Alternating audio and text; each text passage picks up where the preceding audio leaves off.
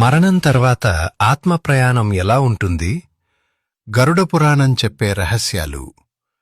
ఈరోజు మనం ప్రతి మానవుడి మనసులో మెదిలే అతిపెద్ద ప్రశ్న, అసలు మరణం తర్వాత ఏం జరుగుతుంది అనే విషయం గురించి గరుడ పురాణం ఆధారంగా ఇప్పుడు మనం తెలుసుకుందాం. ఈ వీడియోలో మనం ముఖ్యంగా ప్రాణం పోయేటప్పుడు ఆత్మ పడే వేదన ఎలా ఉంటుంది, యమదూతలు ఆత్మను ఎలా తీసుకువెళ్తారు, మరణించిన మొదటి 13 రోజులు ఆత్మ ఎక్కడ ఉంటుంది, 86,000 యోజనాల దూరం సాగే ఆ భయంకరమైన యమలోక ప్రయాణం ఎలా సాగుతుంది, దారిలో ఎదురయ్యే ఆ 16 నగరాలు ఏవి, పాపాత్ములను భయపెట్టే వైతరిణీ నదిని ఎలా దాటాలి, చివరగా యమధర్మరాజు ఇచ్చే తీర్పు ఎలా ఉంటుంది అనే అత్యంత రహస్యమైన విషయాలను క్షుణ్ణంగా తెలుసుకుందాం. ఈ ప్రయాణం కేవలం ఒక కథ కాదు, మన ధర్మం ప్రకారం ప్రతి ఆత్మ ఎదుర్కోవాల్సిన యథార్థం. మరి ఆలస్యం చేయకుండా మరణం తర్వాత ఆత్మ సాగించే ఆ సుదీర్ఘ యాత్రను ఈ వీడియో ద్వారా తెలుసుకుందాం. మనిషి ప్రాణం పోయే సమయం ఆసన్నమైనప్పుడు అతని ఇంద్రియాలన్నీ ఒక్కొక్కటిగా పనిచేయడం ఆగిపోతాయి. నోట మాట రాదు, కళ్ళు కనిపించవు. కాని ఆ సమయంలో అతనికి ఒక దివ్య దృష్టి లభిస్తుంది. ఆ దృష్టితో అతను ఈ ప్రపంచాన్ని కాకుండా పరలోక శక్తులను చూడటం మొదలుపెడతాడు. పుణ్యాత్ములకు విష్ణుదూతలు ప్రశాంతమైన రూపంలో కనిపిస్తే, పాపాలు చేసిన వారికి యమదూతలు నల్లని శరీరంతో భయంకరమైన కళ్లతో పాశాలను పట్టుకుని కనిపిస్తారు. ఆ భయం వల్ల మనిషికి తన దేహంపై నియంత్రణ పోతుంది.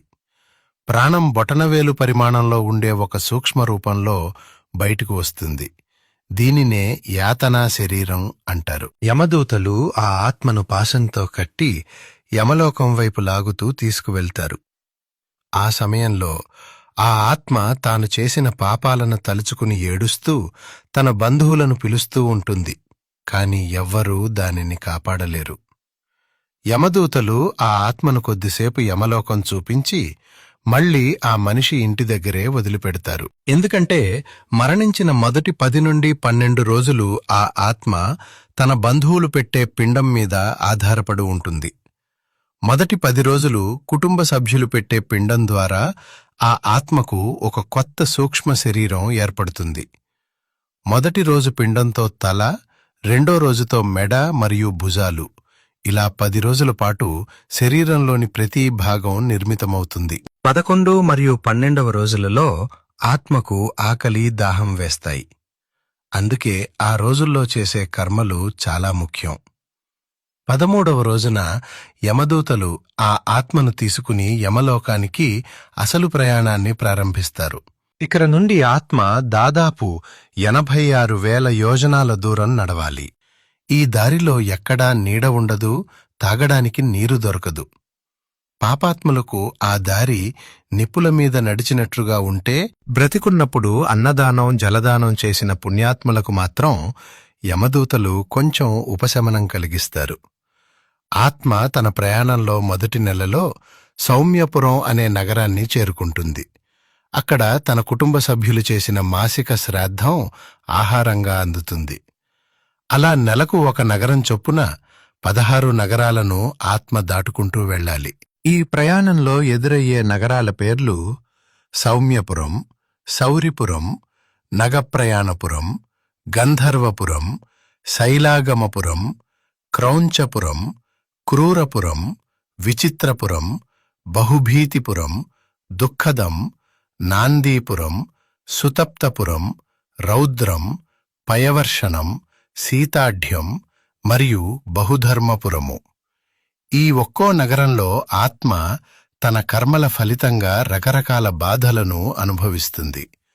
ఉదాహరణకు విచిత్రపురం చేరుకున్నప్పుడు అక్కడ యమదూతలు ఆత్మను చిత్రహింసలకు గురిచేస్తారు. బహుభీతిపురం వద్ద సింహాలు, భయంకరమైన పాములు ఆత్మను భయపెడతాయి. ప్రయాణంలో దానధర్మాలు చేసిన వారికి మేఘాలు కురిసి చల్లదనాన్నిస్తాయి.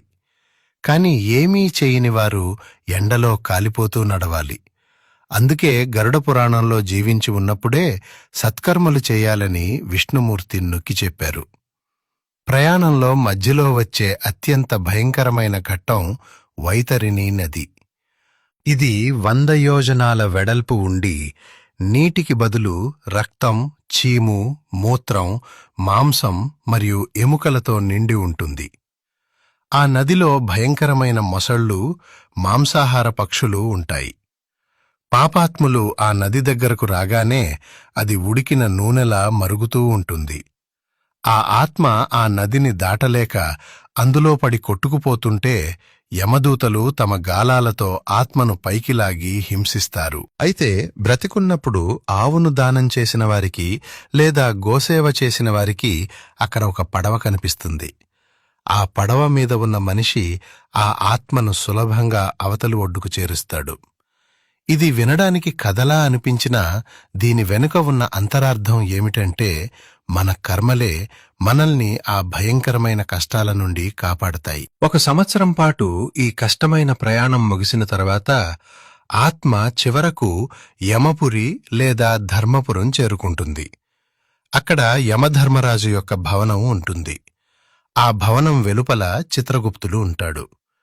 చిత్రగుప్తుడు మనిషి పుట్టినప్పటి నుండి చనిపోయే వరకు చేసిన ప్రతి చిన్న పనిని లెక్కరాసి ఉంచుతాడు. యమధర్మరాజు ముందు ఆత్మ నిలబడినప్పుడు చిత్రగుప్తుడు ఆ చిట్టాను చదివి వినిపిస్తాడు. అక్కడ అబద్ధం చెప్పడానికి ఆస్కారం ఉండదు. ఎందుకంటే పంచభూతాలు అంటే గాలి, నీరు, ఆకాశం, భూమి, అగ్ని సాక్షులుగా నిలుస్తాయి. ఆ తీర్పులో పుణ్యాత్ములను స్వర్గానికి లేదా పితృలోకాలకు పంపిస్తారు. పాపులను వారు చేసిన పాప తీవ్రతను బట్టి 28 రకాల నరకాలలో శిక్షలు వేస్తారు. శిక్షలు అనుభవించిన తర్వాత మిగిలిన కర్మల ఆధారంగా మళ్లీ ఈ భూమిపై పక్షిగానో, జంతువుగానో లేదా మనిషిగానో జన్మించటం జరుగుతుంది. గరుడ పురాణం మనకు నేర్పించే గొప్ప పాఠం ఏమిటంటే మరణం అనేది కేవలం శరీరానికే కాని ఆత్మకు కాదు. మరియు మనం చేసే ప్రతి పనికి ఒక ఫలితం ఉంటుందని గుర్తించి ధర్మబద్ధంగా జీవించాలి. ఇప్పటివరకు మనం మరణం తర్వాత ఆత్మ సాగించే ఆరంభ ప్రయాణం గురించి తెలుసుకున్నాం.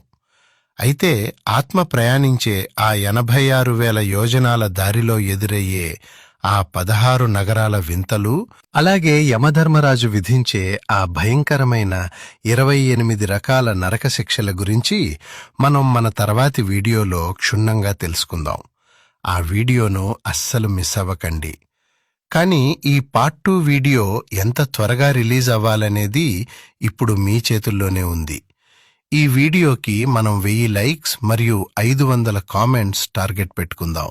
మీకు పార్ట్ 2 కావాలనుకుంటే వెంటనే ఈ వీడియోని లైక్ చేసి కింద కామెంట్ సెక్షన్లో పార్ట్ 2 కావాలి అని టైప్ చేయండి. అలాగే ఈ విలువైన సమాచారాన్ని మీ మిత్రులకు, కుటుంబ సభ్యులకు షేర్ చేయండి. ఇలాంటి మరిన్ని ఆధ్యాత్మిక రహస్యాల కోసం మా ఛానల్ని ఇప్పుడే సబ్స్క్రైబ్ చేసుకుని బెల్ ఐకాన్ ప్రెస్ చేయండి. మళ్ళీ తర్వాతి వీడియోలో కలుద్దాం. అంతవరకు సెలవు. ధన్యవాదాలు.